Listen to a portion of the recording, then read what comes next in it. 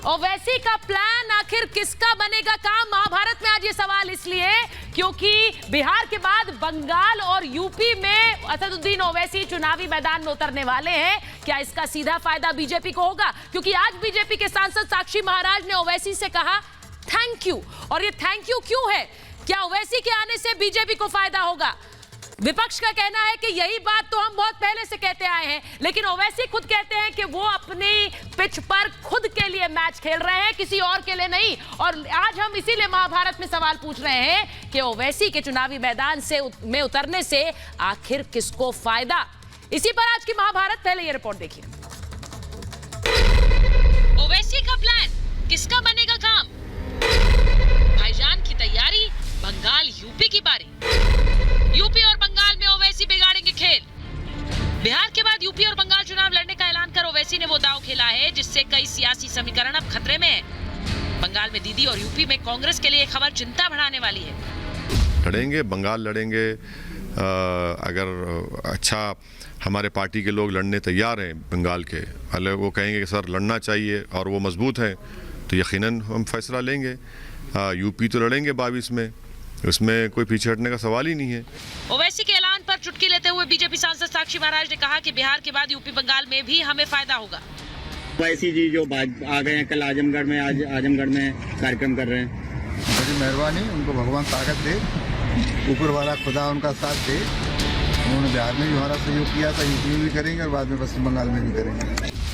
साक्षी महाराज का ये बयान भले ही ओवैसी पर तंज में किया गया था, लेकिन ये डर कांग्रेस और उसके साथियों को अभी से सता रहा है कि ओवैसी साहब और उनकी पार्टी MIM वो भारतीय जनता पार्टी की मदद के लिए ही हर जगह जा रही है। चाहे बिहार हो, चाहे वह बंगाल की बात कर रहे हैं, चाहे उत्तर प्रदेश की बात कर रहे हैं, तो ये हर जगह एक उनके समर्थक के रूप में जा रहे हैं।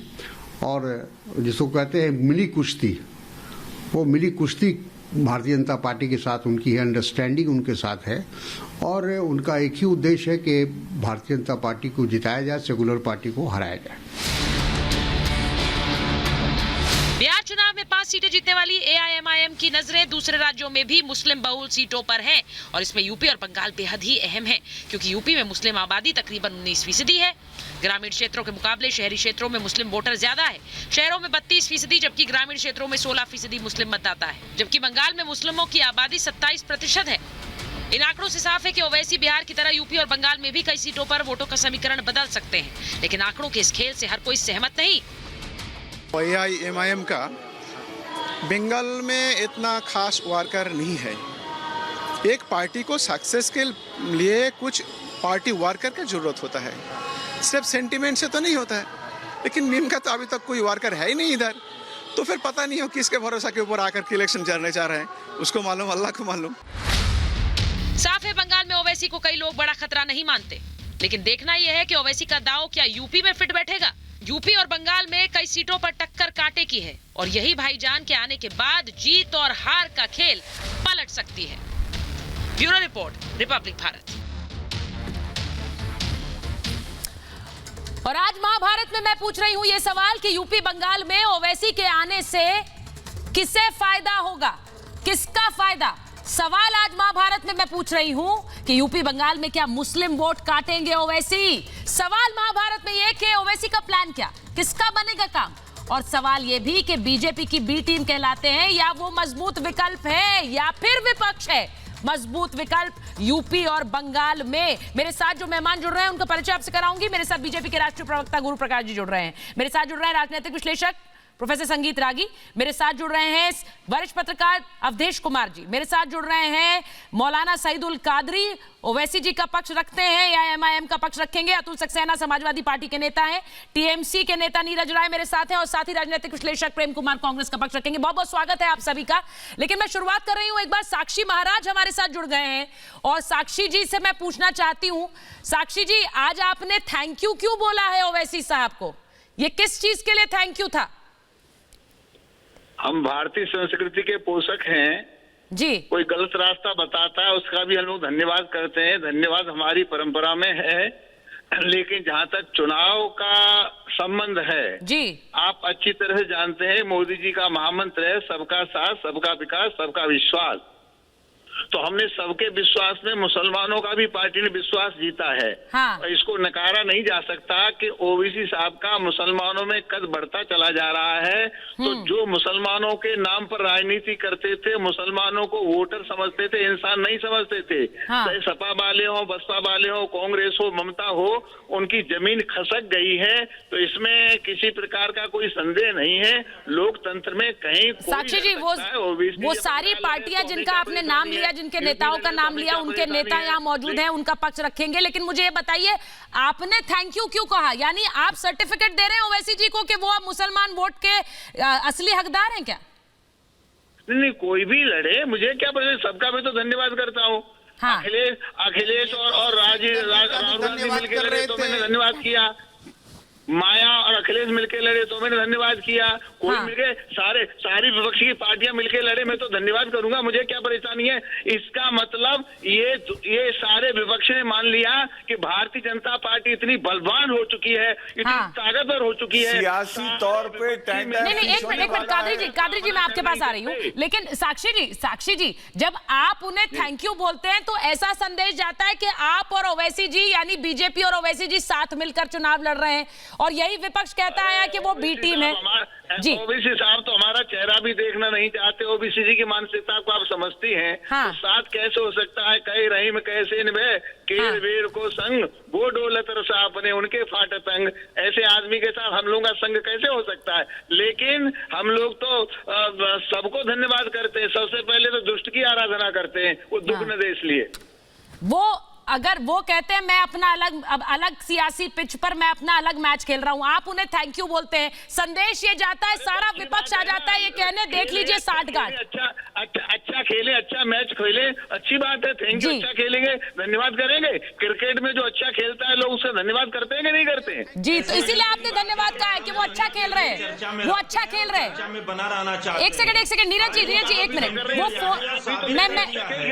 जी आप 1 मिनट नीरज जी, मैं सिर्फ ये पूछ रही हूँ कि ये आरोप लग रहा है कि भाई ये तुष्टीकरण की राजनीति, आपने अभी उन्हें बता दिया मुस्लिम वोट का असली हकदार। मैं गुरु प्रकाश जी से भी पूछूंगी साक्षी जी, लेकिन उससे पहले मुझे ये बताइए, आप क्या सर्टिफिकेट दे रहे हैं? आप कह रहे हैं कि ये अगर मुस्लिम वोट कहीं जाए तो ओवैसी जी के पास जाए। मैंने ये कहा मुसलमानों में उनकी घुसपैठ है। हाँ। अब तक मुसलमानों को वोटर समझ करके सारी विपक्षी पार्टियां राजनीति करती थी। आज मोदी जी भी विषय लगाई है, मोदी जी विश्वास किया है, हाँ। उधर ओबीसी जी भी कर रहे हैं। तो ये विपक्ष के लोग तिलमिला गए, घबरा गए, उनकी राजनीति समाप्त होने वाली है। मैंने ये नहीं कहा कि मुसलमानों पर ओबीसी का हक है। हाँ। मुसलमानों पर हक मोदी जी का है, मुसलमानों पर हक साक्षी महाराज का है, अच्छा। मुसलमानों पर हक भारतीय जनता पार्टी का है, जिसने सबका विकास, सबका साथ, सबका विश्वास जीतने का काम किया है। हमने मुसलमानों के घर से टाट पट्टी हटाने का काम किया है, कादरी जी मुसलमानों का सम्मान बढ़ाया है।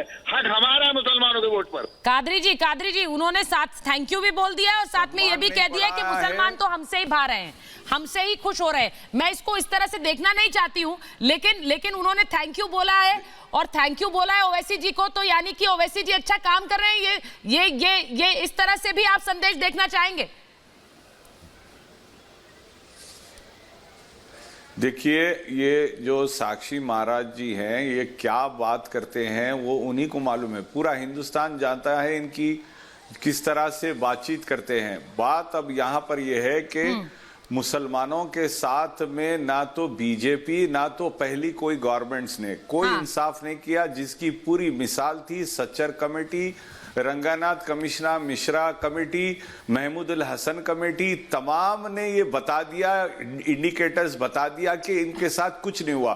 अब हम ये सेक्युलरिज्म का बोझ उठाते उठाते थक गए हैं। अब हम अपनी आवाज खुद उठाना चाहते हैं और पॉलिटिकल पार्टी है एमआईएम, तो वो इलेक्शन लड़ेगी, किसी के पूछने पे नहीं लड़ेगी, किसी के। सेक्युलरिज्म बोझ कहां से हो गया कादरी जी? ये कैसी बातें कर रहे हैं आप? हाँ, सेक्युलरिज्म का बोझ उठाने अब हम भारत जैसे देश में सेक्युलरिज्म राष्ट्रपति बनाए हैं, इतना बड़ा सम्मान किया, कैसे कह रहे हैं मुसलमानों को? आप बोल रहे हैं कि आप ये कह रहे हैं भारत जैसे देश में सर सेक्युलरिज्म में तमगे की तरह पहनती है, और मुझे गर्व होता है इस बात का कादरी जी। तो प्राइम मिनिस्टर बना के बताइए।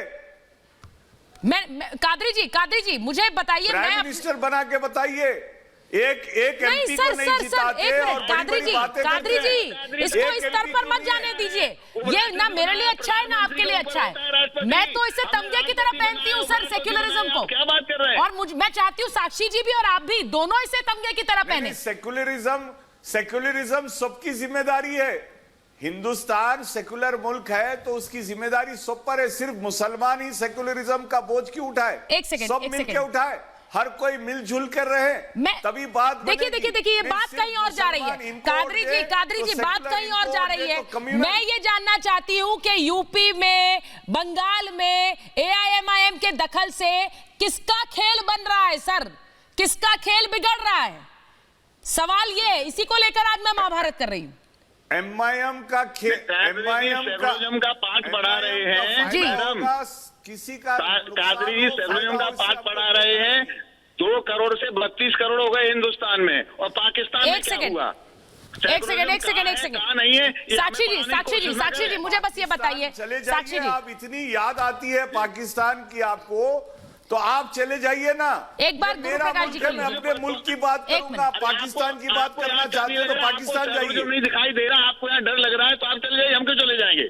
एक मिनट मुझे लगता है गुरु प्रकाश जी हम तो इसे तमगे की तरह हमें पहनते कोई हैं डर सर। नहीं है, हम यूपी आ रहे हैं। एक सेकंड कादरी जी यूपी जा रहे हैं, बहुत अच्छी बात है। यूपी जा रहे हैं, बहुत अच्छी बात है।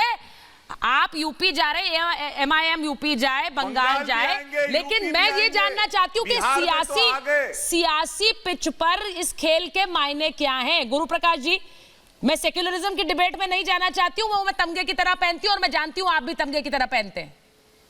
ये देश के लिए गौरव की बात है कि ये सेक्युलर है। ये देखिए निश्चित रूप से, हाँ जी बिल्कुल। और मैं कादरी जी से आग्रह करूंगा कि हमारी पार्टी की वेबसाइट पे हमारे संविधान को एक बार देख लें। हम लोग कहते हैं सर्व पंथ संभाव, हम लोगों के लिए सारे पंथ एक समान हैं। और बार बार इस प्रकार की दकियानूसी बातें करके हम लोगों को सेक्युलरिज्म के नाम पे अब देश को बरगलाना बंद करना चाहिए। हाँ। और जहां तक माननीय साक्षी जी की बातों का सवाल है, उन्होंने स्पष्ट कर दिया है, उन्होंने कहा है देखिए राजनीति में व्यंग का स्थान होना चाहिए। हम लोग को लगातार ये भी कहते हैं कि राहुल गांधी भैया बात उन्हें बोलने दीजिए पहले कादरी जी, उसके बाद सवाल करिएगा। बात सुन लीजिए, सवाल कर लीजिएगा आप। हाँ कादरी जी धैर्य, कादरी जी आप वरिष्ठ हैं, थोड़ा धीरज का परिचय दीजिए। रिपब्लिक भारत है ये, यहाँ पे लोकतंत्र है, सबको बोलने का समान अवसर मिलता है। अभी आपने बोला, अभी आप मेरी बात को पूरी होने दीजिए। देखिए जहां तक साक्षी जी के बयान का सवाल है, हम ये बताना चाहते हैं, हमारी पार्टी बताना चाहती है कि राहुल गांधी जी भी तो हमारे सबसे अच्छे ब्रांड एम्बेसडर हैं। राहुल गांधी भी तो हमारे ब्रांड एम्बेसडर हैं। तो इसका ये अर्थ थोड़ी ना होता है कि राहुल गांधी को हम लोग अनुशंसा कर रहे हैं। उनकी राजनीति में व्यंग का स्थान होना चाहिए, और ये पूर्णतः व्यंगात्मक रूप से कहा गया बयान है।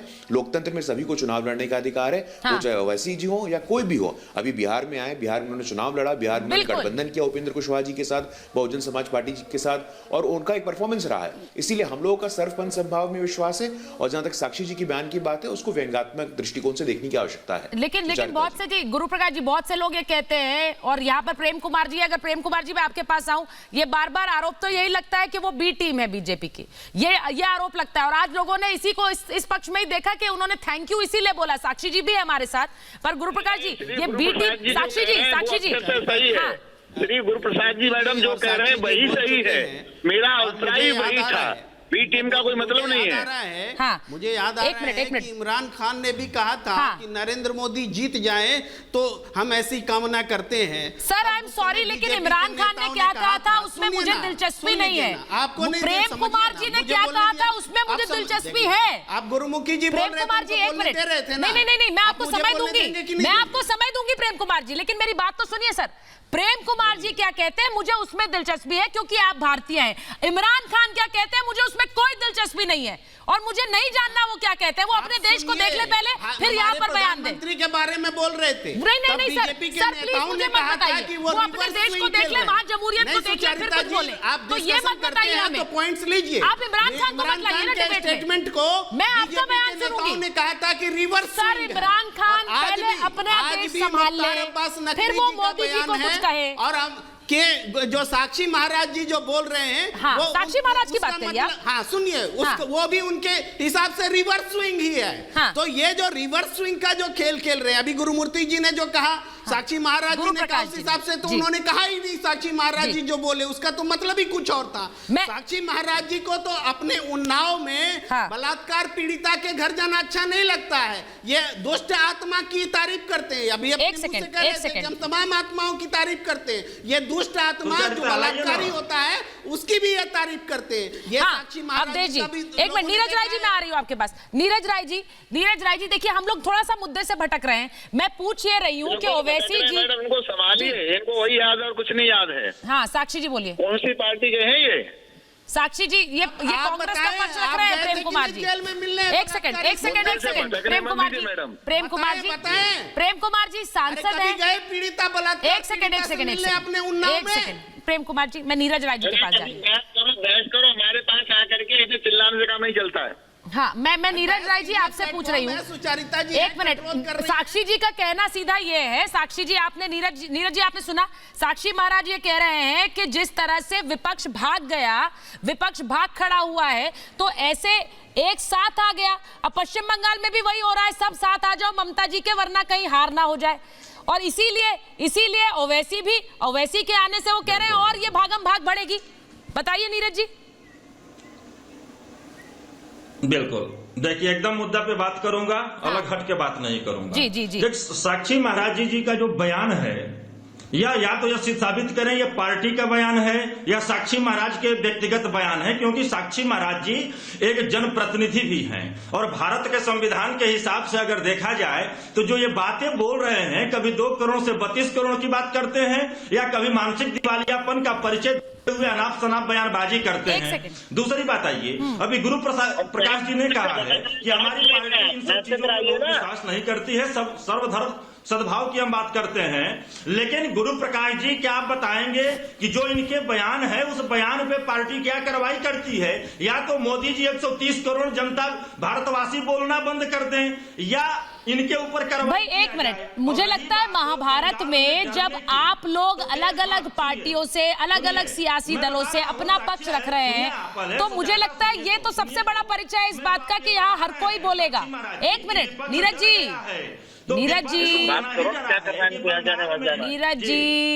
Neeraj ji high speed train नहीं, थोड़ी मध्यम गति की ट्रेन रखिए ना, फिर बीच बीच में रुक भी सकते हैं हम, स्टेशन भी आएंगे ना और लोगों को भी चढ़ाना है हमें ट्रेन में। तो जरा ऐसा करिए, सुनिए मैं एक चीज पूछ रही हूँ। मैं प्रोफेसर रागी एक बात बताइए, जो साक्षी जी ने कहा, वो कह रहे हैं कि इतनी भागम भाग है, चाहे वो यूपी हो बंगाल हो, कि बीजेपी को हराना है, ऐसी भागम भाग हो रही है। तो इसीलिए हम ओवैसी जी का भी स्वागत कर रहे हैं, उनको थैंक यू कर रहे हैं कि वहां वो भागम भाग और बढ़ा देंगे। एक मिनट प्रोफेसर रागी, नीरज जी अब स्टेशन आया है प्रोफेसर रागी का, उन्हें चढ़ने दीजिए। चलिए प्रोफेसर रागी। देखिए सुचरिता, मैं साक्षी महाराज जी के जो कथन है उसका मैं सम्मान करते हुए मैं उनसे असहमत हूँ। जी। देखिए राजनीति में आप अपनी जमीन दूसरों को देकर के अपनी राजनीति नहीं खड़ी कर सकते, और इसलिए मेरा ये कभी ए टीम और बी टीम का जो कॉन्सेप्ट है ओवैसी जी के लिए या किसी और के लिए, वो मुझे मान्य नहीं है। ओवैसी वहां इसलिए जा रहे हैं क्योंकि उनको पता है कि 30% मुसलमान पश्चिम बंगाल में है, जहां पर कई ऐसे कंस्टिट्यूएंसीज हैं जहां पर मुस्लिम आबादी 60% से 70, कई तो कुछ ऐसे तो है आबादी जहां 70% तक मुस्लिम आबादी है। वैसी स्थिति में वहां पर वो अपनी राजनीतिक जमीन खोजने जा रहे हैं। और उनको ऐसा लगता है कि भारत के अंदर मुसलमानों की जनसंख्या जो है, जो आजादी के बंटवारे के बाद जो है वो 9% के आसपास रह गई है, वो आज 18% और 20% के आसपास आ गई है। तो उनको लगता है कि आने वाले भविष्य में वो अखिल भारतीय स्तर पर वो मुसलमानों के नेता खड़े हो सकते हैं मजबूर हैं, और इसके लिए एक मिनट नीरज जी रुकिए आप, मैं अतुल जी के पास भी जाऊंगी ना, उसके बाद 1 मिनट साक्षी जी सुन रहे हैं, 1 मिनट बोलिए प्रोफेसर आगे बोलिए। देखिए उनको ओवैसी जी को लग रहा है कि आने वाले दिनों में वो भारतीय राजनीति के दूसरे जिन्ना साबित होने के लिए खड़ा होना चाहते हैं, और इसीलिए वो अपने मुसलमानों की जमीन खड़ी कर रहे हैं, खड़ा कर रहे हैं। पश्चिम और आप बंगाल लोग के खड़ा अंदर कर रहे हैं, भारत के विभाजन की पुरजोर तैयारी आप लोग कर रहे हैं। अरे नहीं, वो कहाँ कर रहे हैं? एक मिनट नीरज जी वो कहाँ कर रहे हैं? वो कहाँ कर रहे हैं? अब मुझे बताइए ओवैसी। एक मिनट नीरज जी, एक मिनट, मैं कादरी जी से पूछ रही हूँ। एक सेकंड रुकिए ना। कादरी जी क्या कोई पार्टी खड़ी कर रही है ओवैसी जी को? क्या कोई पार्टी खड़ी कर रही है ओवैसी जी को जो नीरज जी बोल रहे हैं? जरा बताइए मुझे। देखिए, मैं जहां से हैदराबाद से एमआईएम की अपने बचपन से जो पॉलिटिक्स देखता हूं और उनका काम देखता हूं, हाँ। वो लोग अब आवाम के दरमियान में रहने वाले लोग, रात दिन काम करने वाले लोग। हाँ। एमपी है, इतने बड़े प्रेसिडेंट है असदुद्दीन ओवैसी साहब, लेकिन उनको एक छोटा सा ऑटो वाला भी कॉल करता है तो वहीं पर उनको मदद देते हैं। तो ये फार्मूला महाराष्ट्र में 100% सक्सेसफुल हुआ और वहां पर उसको कामयाबी मिली। हाँ। और यही डोर टू डोर सर्विस के हिसाब से उन्होंने बिहार में काम किया, वहां पर भी 5 सीट लाए। और ये model, working model, service model, voluntary services, जिस तरह से दुख में, दर्द में लोगों के घर तक पहुंचना, उनकी दुख सुख में साथ ठहरे रहना और हक के लिए आवाज उठाना, ये दलित भाई और मुसलमान भाइयों का एक अटूट वाबस्तगी बनाकर, एकजुट बनाकर उनके हक के लिए लड़ने का ये जो फार्मूला हैदराबाद से शुरू हुआ, फिर आप इनको जवाब यूपी दीजिए में ना। और बंगाल में कामयाबी दिलाएगा। जो कह रहे हैं कि ये तो पार्टी बीजेपी आपको खड़ा कर रही है, ये नीरज जी को जवाब दीजिए ना। नीरज जी आप सुन रहे हैं कादरी जी क्या कह रहे हैं? आपने सुन लिया? जी बोलिए कादरी जी बोलिए। जितने टीएमसी, मैं अवधेश जी के पास जाऊंगी। टीएमसी के विधायक जो है भाग के बीजेपी में चले आ रहे हैं, कांग्रेस के विधायक जो है बीजेपी में भाग जा रहे हैं। तो ये सबको जो है वो कौन संभाले? वो खुद अपने घर को नहीं संभाल सकते और कह रहे हैं दूसरों पे इल्जाम लगा रहे, खड़ा कर रहे हैं। अरे आप अपने घर को तो संभालिए। आपके एमएलएस को आपको होटलों में जेलों की जैसा बंद करके रखना पड़ता। आप अपने एमएलएस को जेलों की तरह रिसोर्टों में ले आके रखते। एक मिनट सुनिए। आपको अपनी पार्टी चलाने नहीं आता। अब आप किसी को बी टीम कह देते हैं। नीरज जी एक मिनट नीरज जी, अतुल जी, साक्षी महाराज पे कौन सी कार्रवाई होनी है? अरे भाई नीरज जी सुनिए ना, आप बड़े आसानी से किसी को बी टीम कह देते हैं। वहां कादरी साहब कह रहे हैं कि भाई बी टीम क्यों कह रहे हैं? आपके खुद के लोग छोड़ कर जा रहे हैं, आपके खुद लोगों को आप रख नहीं पाते, आप दूसरे को बी टीम कह रहे हैं। अपनी टीम संभालिए।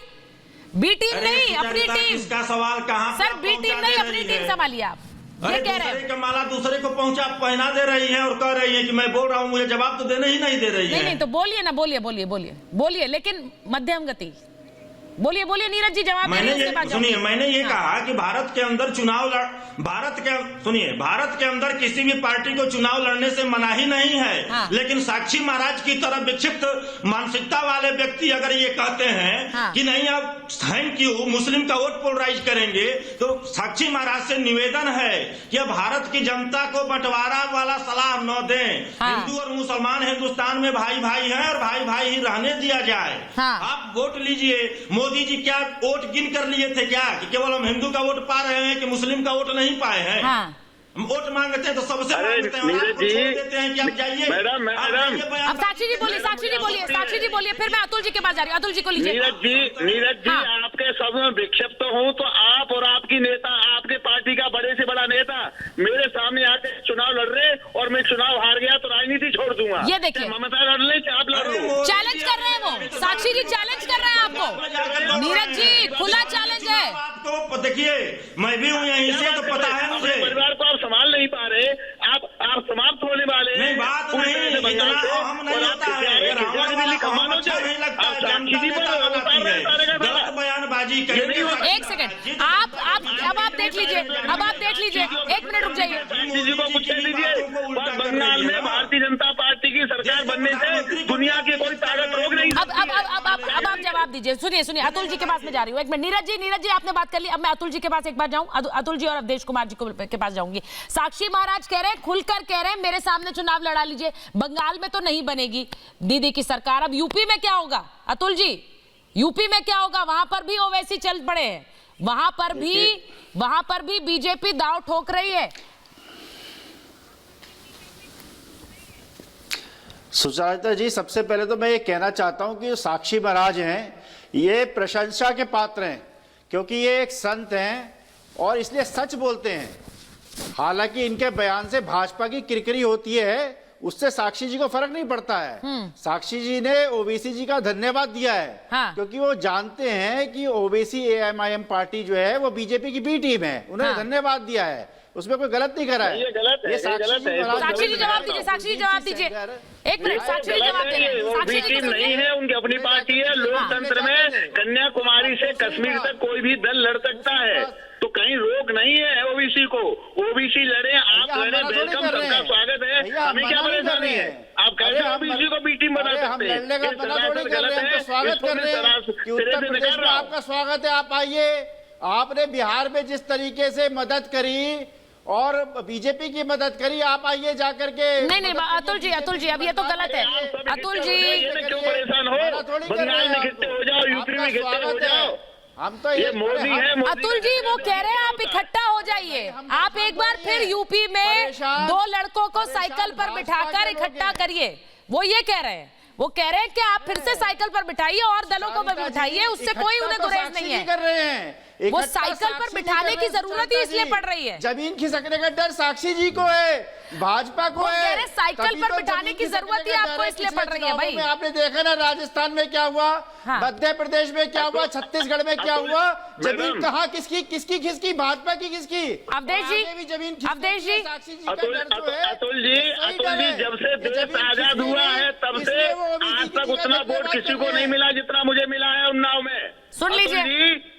सुन लीजिए आप अतुल जी, लेकर आज तक इतना वोट किसी को नहीं मिला उन्नाव में जितना मुझे मिला है। सारे रिकॉर्ड तोड़े, आपको मुबारकबाद देते हैं। दूध नहीं पिया जो मेरा रिकॉर्ड तोड़ दे उन्नाव में।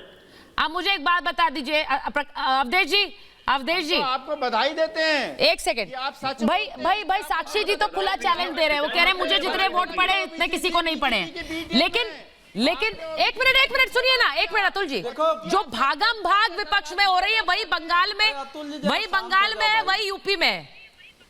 सब दल साथ आ जाएं। साक्षी जी कह रहे हैं सब दल साथ आ जाइए, आप में भागम भागी इसी वजह से। सुचरिता जी बोलिए। सुचरिता, मैं अतुल जी, नीरज जी, जो लोग बैठे हैं और देश के सामने मैं कुछ पहले तथ्य रखता हूं, फिर मैं विचार दूंगा। देखो उत्तर प्रदेश में, एक मिनट अतुल जी, अरे जरा बोल लिए, शांत हो जाओ यार, बैठ के चिल्लाते रहते हो, बैठ के आप चिल्लाते हो। आपके पास क्या स्थिति है मालूम है आपको? उत्तर प्रदेश में 2017 में सपा और बसपा ने मिलकर 102 मुसलमानों को टिकट दिया था। आपको मालूम है भारतीय जनता पार्टी लड़ रही थी, लगा कि अरे भाई बोलने तो दो यार, आप बोलना ना, जरा मेरी बात सुन के जवाब दो ना। अपनी देखो ऐसा है कि 2017 में ध्रुवीकरण की कोशिश हुई कि एक तरफ मुसलमान वर्सेस हम हिंदू कर देते हैं। सपा ने 102, सपा और कांग्रेस ने 102 मुस्लिम उम्मीदवार उतारे थे, जिसमें से 8 केवल जीत पाए। बसपा ने उतारे थे 98, उसमें से केवल 5 जीत पाए। तो आप सोचो कि इतिहास में सबसे कम 23 मुस्लिम विधायक 2017 में उत्तर प्रदेश से जीते, जबकि ये कहा जा रहा था कि भाजपा की, चूंकि भाजपा को वोट जा रहा है इसलिए इस बार मुस्लिम वोट एक पक्ष जाएगा और भाजपा हार जाएगी, और भाजपा ने इतिहास बना दिया है। ऐसा सुन लीजिए। दूसरा फैक्ट सुन लीजिए आप, दूसरा फैक्ट सुन लीजिए। लोकसभा चुनाव के बाद CSDS ने एक सर्वे किया, उसने बताया है, पूरे आंकड़े दिए हैं उसने आंकड़े दिए हैं कि जहां भी मुस्लिम मतदाता 20 से 40% थे, वहां भाजपा का वोट 2% बढ़ गया था, क्योंकि लोगों ने ध्रुवीकरण की कोशिश की थी। और तीसरी बात जो मैं कहना चाह रहा हूं कि बिहार में जो ओवैसी 24 सीटों पर लड़के 5 सीटें जीते हैं, उसको बिहार में सीमांचल का क्षेत्र कहते हैं। जो बांग्लादेशी घुसपैठियों की लड़ाई भारत में है, वो सीमांचल, पश्चिम बंगाल और असम के वो आसपास के जिलों को मिला करके है। उस 5 जिलों में है और वहां से वो जीत के आए हैं। तो मैं ये कहना चाहता हूं देश के मुसलमानों से कि ओवैसी कोई देश के हित के लिए नहीं लड़ते हैं, जैसा संगीत रागी जी कह रहे थे। वो इस देश में आजादी के बाद एक ऐसे नेता के प्रतिरूप, मुस्लिम नेता के रूप में उभरने की कोशिश कर रहे हैं। हाँ। क्या हमारे देश के देशभक्त मुसलमान इतने नासमझ है, खासकर उत्तर प्रदेश के, कि वो उनको वरण कर लेंगे? और जो अंतिम बात मैं कहना चाह रहा हूं, जी जी देखो, अगर मुसलमानों का 70% वोट 2012 में सपा के खाते में गया था और 2017 में बसपा और सपा कांग्रेस में बटा था। हाँ। अगर वो वैसे आते हैं, उसमें से वोट काटते हैं, तो मुझे तो ये लग रहा है कहीं बीजेपी की सीट 2017 से ज्यादा न बढ़ जाए। और यही पश्चिम बंगाल में अतुल जी क्या करेंगे? 2016 में 70% धन्यवाद दे रहे हैं, 70%, इसीलिए तो साक्षी महाराज धन्यवाद दे रहे हैं ओवैसी जी का। 80%। अरे अवधेश जी, जो बात आप ये कह रहे हैं, काट लिया पश्चिम। मैं गुरु प्रकाश जी के पास जाऊंगी, लेकिन उससे पहले सुनिए एक बात। अभी प्रेम कुमार जी, अभी तो आपकी लड़ाई, अभी तो कांग्रेस की लड़ाई बीजेपी से थी, सपा से थी, यूपी में साथ भी आए पहले, उसके बाद अब लड़ाई लग रहा है सीधे ओवैसी के साथ हो जाएगी। मतलब ये मुझे प्रमोशन तो कहीं नहीं लग रहा है। देखिए सुचारिता, ये तो एक तरह का डिमोशन लग रहा है मुझे। संगीत रागी जी बोल रहे हो या अवधेश कुमार जी बोल रहे हो या वो असदुद्दीन। सर समय नहीं, आप बोलिए ना, आप ये सब मुझे मत बताइए ना, बोलिए सर प्लीज। हाँ, ये लोग हिंदुस्तान के वोटर को सिर्फ हिंदू और मुसलमान बता रहे हैं। हिंदुस्तान का वोटर किसान है, हिंदुस्तान का वोटर मजदूर है, हिंदुस्तान का वोटर ट्रैक्टर सही बात है वाला है, ऑटो चलाने वाला सही बात है। हिंदू और मुसलमान बन के वोट देता तो आज असदुद्दीन ओवैसी आज क्यों बहुत पहले नेता बन गए होते। हाँ। मुसलमान बन करके नहीं, इस देश के धर्मनिरपेक्ष स्वरूप को जिंदा रखने के लिए हिंदुस्तान का मतदाता वोट देता है। इस बात को संगीत रागी भी भूल रहे हैं और अवधेश कुमार भी भूल रहे हैं। सर इसके बाद मुद्दे पर तो आइए, ये भाषण तो आपने दे दिया, मुद्दा मैंने पूछा था। सर मुद्दे पर तो आइए। प्रेम कुमार जी मैंने आपसे पूछा, आप बीजेपी से पहले टक्कर में थे, अब आप ओवैसी से लड़ने पे आमादा हो गए। अब इसका मतलब ये तो डिमोशन हो गया सर पार्टी का। मैंने आपकी बात सुनी, ये तो डिमोशन है पार्टी का। ओवैसी को अब आपको ओवैसी से डर लग रहा है। गोदी मीडिया और अरे सर देखिए, हम इस तरह की भाषा का इस्तेमाल करेंगे सर। अब सर आप जिस तरह की भाषा का इस्तेमाल कर रहे हैं, मैं आपको गिनाऊं कहाँ पर आपने धर्म के चलते गठबंधन किए। आप मुझे ये मत बताइए प्रेम कुमार जी, आप मुझे कांग्रेस पार्टी का धर्मनिरपेक्ष चेहरा दिखा रहे हैं, धर्मनिरपेक्ष चेहरा दिखा रहे हैं आप पूरे पश्चिम प्रोफेसर आगी कार्यकर्ता एक मिनट। ऐसा है, हाँ प्रोफेसर आगी, ये मुझे लग रहा है डिमोशन बहुत सीरियसली, बहुत डिमोशन की बात बहुत लग गई उन्हें। बोलिए पार्टी सुचरिता, यदि कांग्रेस पार्टी नैतिकता की बात करने लगे, धर्मनिरपेक्षता की बात करने लगे, तो बड़ा हास्यास्पद लगता है। हाँ। हमने देखा है तस्लीमा नसरीन के साथ उनको कैसे उनके पीछे लोग भाग रहे थे और उनको सुरक्षा नहीं दे पाई थी। हाँ। जरा मुद्दों की बात कर लेते हैं, मुद्दे पर ही बात करिए प्लीज। मुद्दे देखिए कांग्रेस पार्टी के सामने आज के दिन में दिक्कत यह है कि कांग्रेस पार्टी भारतीय राजनीति के अब एक जिसको कहते हैं बैकड्रॉप में चली गई है, वो मुख्य धारा की स्थिति नहीं रह गई है उसकी। आप तो बीजेपी के बारे में बोलिए बीजेपी के बारे में, उनको क्यों असदुद्दीन ओवैसी की जरूरत पड़ती है? देखिए किसी को मैं प्रेम जी धैर्य से सुन लीजिए, मैंने आपको धैर्य से सुना था सर। मैं अपनी बात 10 सेकंड में खत्म जी बोलिए प्रोफेसर आगे, उसके गुरु प्रकाश जी इंतजार कर रहे हैं। हाँ, मैं उनके पास जाऊंगी। देखिए वैसी अपनी राजनीति करते हैं। कांग्रेस पार्टी यदि अपनी राजनीति कर रही होती तो कांग्रेस पार्टी आज जिंदा रहती। कांग्रेस पार्टी ने भारतीय जनता पार्टी को हराने के लिए अपनी जमीन क्षेत्रीय पार्टियों को दी। नतीजा यह है कि कांग्रेस पार्टी जितने क्षेत्रीय दल थे उनसे चौथे पायदान से तीसरे पायदान पर खिसक गई। हाँ। अब वो कहीं भी ऊपरी पायदान पे आने लायक रही नहीं गई। मैं यही बात कह रही थी प्रोफेसर आगे। मैं आपको यही कह रहा हूँ कि वैसी अपनी राजनीति करने के लिए आ रहे हैं ना। यही बात मैं कह रही हूँ। मैं साक्षी महाराज जी के विश्लेषण से बिल्कुल सहमत नहीं। हाँ। बीजेपी के पास में एक मिनट, गुरु प्रकाश जी एक मिनट गुरु प्रकाश जी, आज कैलाश विजयवर्गीय का जो बयान आया कि भाई 41 विधायक छिटक कर आ सकते हैं, वहीं यूपी में अब ओवैसी का डर लग रहा है कांग्रेस पार्टी को, ओवैसी का डर लग रहा है समाजवादी पार्टी को, तो ये एक तरह से इन दलों के लिए डिमोशन नहीं है क्या? किसका डर? मुझे लगता है हम एक समय, मुझे याद है हम बीजेपी वर्सेस कांग्रेस की फाइट देखते थे सर, अब कहां गई वो? एक मिनट गुरु प्रकाश जी। नहीं देखिए, निश्चित रूप से, और जी हम लोगों को जी देखिए, अभी कल ही प्रधानमंत्री जी का भाषण हुआ है, वो युवा संसद को संबोधित कर रहे थे और उन्होंने कहा है कि देश में खास करके राजनीति में वंशवाद और परिवारवाद एक बहुत बड़ी समस्या है। वो चाहे जितनी भी क्षेत्रीय दल हो, समाजवादी पार्टी हो, टीएमसी हो, वहां आंतरिक लोकतंत्र नाम की कोई चीज नहीं है। तो वहां कोई भी नेता जो थोड़ा भी लोकप्रिय हो जाता है उसको वहां घुटन महसूस होने लगती है। हम लोगों ने देखा है। अरे भैया बात सुन लो, मैं पूरी सहानुभूति के साथ आपकी बातों को सुन रहा था। अब बात को प्रेम कुमार जी बोलने दीजिए। अभी पूरे विपक्ष को और प्रमुखता से कांग्रेस पार्टी को, पूरे विपक्ष को और मुख्यतः से कांग्रेस पार्टी को आत्ममंथन करने की आवश्यकता है।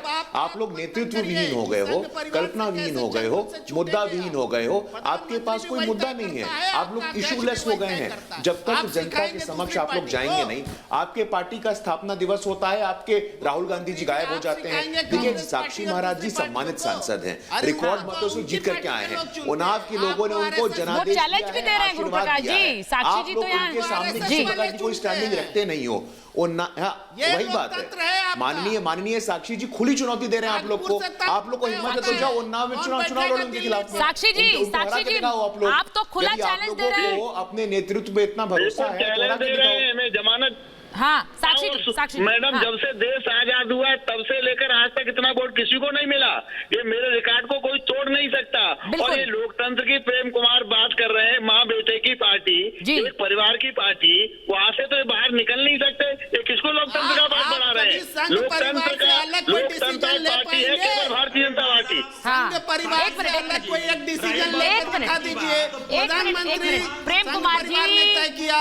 प्रेम कुमार जी, नीरज राय, आप एक साथ बोल रहे हैं, आप दोनों की बात समझ नहीं आएगी, एक एक करके बात कर लेते हैं। नीरज जी वो खुली चुनौती दे रहे हैं कि आइए भाई इतने मेरे साथ चुनाव जीत कर दिखा दीजिए। अब आप तो इस वक्त उस चुनौती की हालत में, चलिए मैं पहले आप इस वक्त उस चुनौती को स्वीकार करिए कि हमारे कार्यकर्ता और नेता रोक कर दिखा दीजिए। आप ये चुनौती दीजिए, क्योंकि आपके तो निकल कर जा रहे हैं, आपके तो निकल नहीं रहे। साक्षी महाराज जी दूसरी राह पकड़ रहे हैं। प्रतिनिधि हैं, जनता ने आपको जिताया है। हाँ। अरे भाई बोलने तो दीजिए ना। चुनौती तो बंगाल में देखिए ना कि देश का प्रधानमंत्री और गृह मंत्री वहां पे दौड़ के जा रहे हैं कि मुख्यमंत्री बनाने के लिए। किस चुनौती की बात करते हैं? और जनता ने आपको प्रतिनिधि चुना है तो अनाप शनाप बयानबाजी के लिए नहीं चुना है, काम करने के लिए चुना है। आप अच्छे व्यक्ति हैं तो काम कर रहे हैं। हमारे यहाँ केवल अमित शाह जी गए थे और कोई नेता नहीं गया था। और मुसलमानों ने भी 80% वोट कई बूथों पर हमें दिया है। यही आपका दर्द है, यही परेशानी है। मुसलमान मोदी के साथ हो गया, मुसलमान साक्षी महाराज जैसे महात्मा के साथ हो गया। पीड़ा तो यही है विपक्षियों को, और पीड़ा क्या है? और अभी हमने बांगर मऊ की मुस्लिम बहुत सीट जीती है। बांगर मऊ की सीट मुसलमान बहुत है, वहाँ भारतीय जनता पार्टी ने भी उपचुनाव भी जीती है। अमित शाह जी और मोदी जी को दीजिए कि झुझला बजाने से राजनीतिक समीकरण नहीं बनते। अच्छा नीरज जी साल में किसानों को बर्बाद। नीरज जी हमारे साथ ऐसा भी हुआ है, सुनिए ना नीरज जी, हमारे साथ ऐसा भी हुआ है कि हमारे महाभारत में एक नेता आए थे टीएमसी के, 2 दिन बाद लिखना पड़ा था बीजेपी के। सुन लीजिए वंशवाद की बात। नीरज जी मेरी बात तो सुनिए। महाभारत में एक मेहमान आए थे, टीएमसी नेता लिखा था उनके नाम के आगे, 2 दिन बाद लिखना पड़ा बीजेपी के नेता। तो ये आप थोड़ी ये चुनौती एक्सेप्ट करिए पहले कि हम अपने लोगों को साथ रख पाएंगे। इसी भागम भाग की बात हो रही है।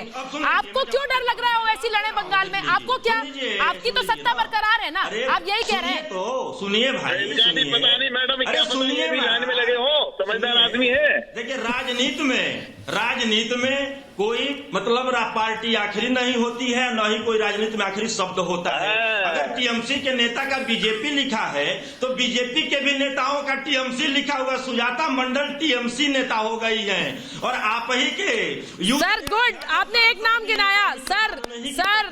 Sir I am happy sir, मुझे खुशी हुई आपने एक नाम तो गिनाया। वहां पर 30 हो गई फहरिस्त, आप एक नाम गिना रहे। सर 41 का वो बोल रहे हैं कि 41 ना छिटक जाए, आप एक नाम गिना रहे।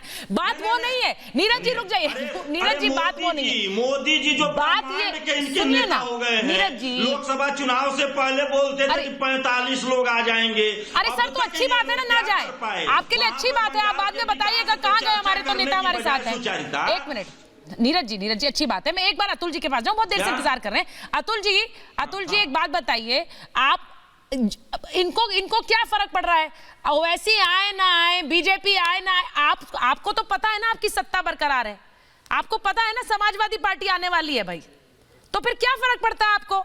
कोई भी आए कोई भी जाए, आपको क्या फर्क पड़ता है? बी टीम सी टीम डी टीम, लोग आप क्यों इतनी बयानबाजी करते हैं? इससे तो डर ही दिखता है ना आपका। पर देखिए अब, अरे देखिए अभी साक्षी जी कह रहे थे ना कि उन्हें सर्वाधिक वोट मिलता है, और वो सर्वाधिक वोट क्यों मिलता है उसके लिए आज जनता को उन्होंने बता दिया कि वो धन्यवाद ओबीसी जैसे लोगों का पहले भी करते आए हैं, इसलिए सर्वाधिक वोट मिलता है। दूसरी चीज ये है कि हमें किसी बात का डर नहीं है। ओबीसी उत्तर प्रदेश में आए, उनका स्वागत है, पर सुचारिता जी देश के साथ धोखा ना करें। यदि ये बीजेपी की टीम है तो जैसे कि साक्षी महाराज ने आज आपके चैनल पर इसे एडमिट करा है, ओबीसी जी का धन्यवाद किया है, तो भाजपा के प्रधानमंत्री जी अमित शाह को ये एडमिट करना पड़ेगा। एडमिट कहाँ किया उन्होंने? हमने उन्हें इसीलिए बुलाया। मैंने तो पहला सवाल ही पूछा, आप थैंक यू क्यों कह रहे हैं? सबका विकास सबका विश्वास, हमने जो विकास किया उसके आधार पर चुनाव लड़ेंगे। आप लोग घबरा रहे हैं, सब इकट्ठे हो जाइए पूरी ताकत से, लेकिन फिर भी आप कहीं नहीं इकट्ठे, कहीं नहीं स्टैंड कर पाएंगे भाई। अरे अतुल जी, साक्षी जी महाराज की बांगरमऊ सीट से सुनिए, मुसलमान भाव सीट बांगरमऊ से आप जीते ना, तो प्रधानमंत्री जी की सीट से उपचुनाव में कौन जीता? समाजवादी पार्टी के लोग, समाजवादी पार्टी का वहां से एमएलसी बना कि नहीं बना? अरे तो अतुल जी मैं तो कह रही हूँ आपको, अतुल जी मैं आपको कह रही हूँ, आप यूपी फतेह करने वाले हैं, नीरज जी बंगाल फतेह करने वाले हैं, तो फिर इतना डर क्यों है? करने दीजिए, बोलने दीजिए साक्षी जी को, थैंक यू ओवैसी जी को। क्या है, क्या फर्क पड़ता है? डर नहीं है, वो हाथ मिलाए, वो गले मिले, क्या फर्क पड़ रहा है आपको? आपको तो भरोसा है ना आप जीत रहे हैं, साइकिल ही चलेगी ना 2022 में। साक्षी जी तो जो रेप के अक्यूज्ड है कुलदीप सिंह सेंगर, उनके बर्थडे की भी विश करते हैं, मिलने जाते हैं जेल में। हमें डर वो नहीं है, हमें क्या डर है? साक्षी जी तो इस तरीके के काम करते रहते हैं, सच्चाई पे रहते हैं। बीजेपी की जो लाइन ऑफ एक्शन है, सर आपकी पार्टी के, देखिए मैं एक चीज कह दूं, साक्षी जी सांसद हैं, हमें साक्षी जी सांसद हैं, मैं सिर्फ ये कहना चाहती हूँ कि आपकी पार्टी में कितने माफिया और डॉन रहे सर, उनकी भी गिनती है, फहरिस्त है, तो इस सब में नहीं जाते, वो तो माननीय सांसद हैं, लोकसभा का प्रतिनिधित्व कर रहे हैं, तो मुझे लगता है कि वो गरिमा तो आपको रखनी चाहिए, वरना आपकी पार्टी के नेता को बचाने की भी मुहिम चल रही है आजकल, उसके बारे में भी बहुत चर्चाएं हैं अतुल जी, उस पर भी बात हो रही है। खैर मैं सिर्फ ये कहना चाहती हूँ कि जिसको लग रहा है उसकी नैया पार होने वाली है यूपी बंगाल में, उसे डर काहे का? फिर बी टीम हो, सी टीम हो या डी टीम हो। मेरे पास समय इतना ही था महाभारत में। बहुत बहुत धन्यवाद आप सबको।